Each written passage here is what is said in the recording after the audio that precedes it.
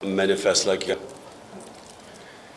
کہ جمعے کو لانگ مارچ میں اناؤنس کر رہا ہوں۔ لاہور سے میں شروع کر رہا ہوں اور لبرٹی 11 بجے ہم وہاں جمع ہوں گے اور ادھر سے پھر ہماری مارچ شروع ہوگی اسلام آباد کی طرف۔ میں اپنی قوم کو واضح کر دوں کہ یہ مارچ کس لیے ہے۔ میں اس کے اوپر بہت پہلے بھی بات کرتا رہا ہوں، لیکن میں آج ساری قوم کے سامنے کہ اس میں میری ساری قوم کو کوئی شک و شبہ نہ ہو کہ اس کا مقصد کیا ہے۔ مجھے کہا گیا کہ جی آپ غیر ذمہ دار ہیں، دیکھیں جی ملک بڑی مشکل میں ہے اور آپ اس مشکل وقت کے اندر یہ احتجاج کر رہے ہیں۔ میں سب سے پہلے اپنی ساری قوم کو یاد کرانا چاہتا ہوں کہ جب ہمیں پاکستان ملا تھا 2018 میں،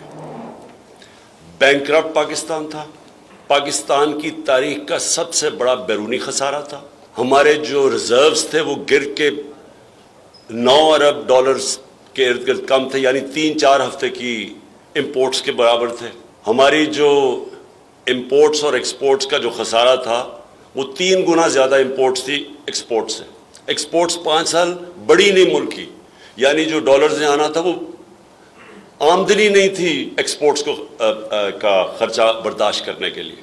اور ہمیں جو پاکستان ملا، اس پاکستان کے اندر اس ملک کی تاریخ کا سب سے بڑا کرائسس یہ تھا کہ ہمارے پاس جب روپیہ گرنا شروع ہوا تو ہمارے پاس ریزروز ہی نہیں تھے اس کو روکنے کے لیے، اور بڑی مشکلوں سے اللہ نے کرم کیا کہ ہمارے دوست ممالک نے ہماری مدد کی اور وہ مشکل وقت سے گزرے۔ پھر کرونا آ گیا، 2 سال کرونا تھا، وہ دنیا میں ایک صدی کے اندر اتنا بڑا ایک بحران آتا ہے، اس سے نکلے۔ اس وقت ہماری حکومت کے خلاف 3 دفعہ لانگ مارچز ہوئیں۔ 3 دفعہ ہماری حکومت کو، جبکہ ایک اتنے بڑے معاشی بحران سے گزر رہے تھے، اس کے باوجود فضل الرحمان نے 2 مارچز کی اور بلاول بھٹو نے 1 مارچ کی۔ 3 دفعہ، اور ہاں مریم نے بھی 1 مارچ کی تھی جو میرے خیال میں گجر خان میں کہیں رہ گئی تھی، پہنچی نہیں اسلام آباد۔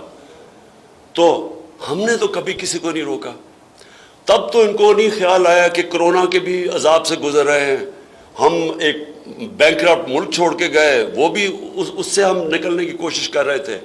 تب تو ہمیں کسی نے نہیں پرواہ کی کہ پاکستان کتنے بڑے مشکلات میں ہے۔ تو میں سب سے پہلے کہنا چاہتا ہوں کہ میں نے یہ پہلے کر دینی تھی۔ ہم نے مارچ، جب انہوں نے ہم نے ایک پرامن احتجاج کیا 25 مئی کو، جو انہوں نے تشدد کیا ہمارے اوپر، اس کے بعد اس کے اگلے دن میں اگر وہ نہ اس وقت اس کو کال آف کرتا تو اگلے دن واقعی اس ملک کے اندر انتشار ہونا تھا، ملک میں خون ہونا تھا اگلے دن۔ میں نے اس لیے وہ کال آف کیا کہ مجھے پتا تھا کہ جس طرح کا انہوں نے ہمارے اوپر تشدد کیا وہ 25 کی رات کو، اگلے دن وہ جانا تھا خون کی طرف۔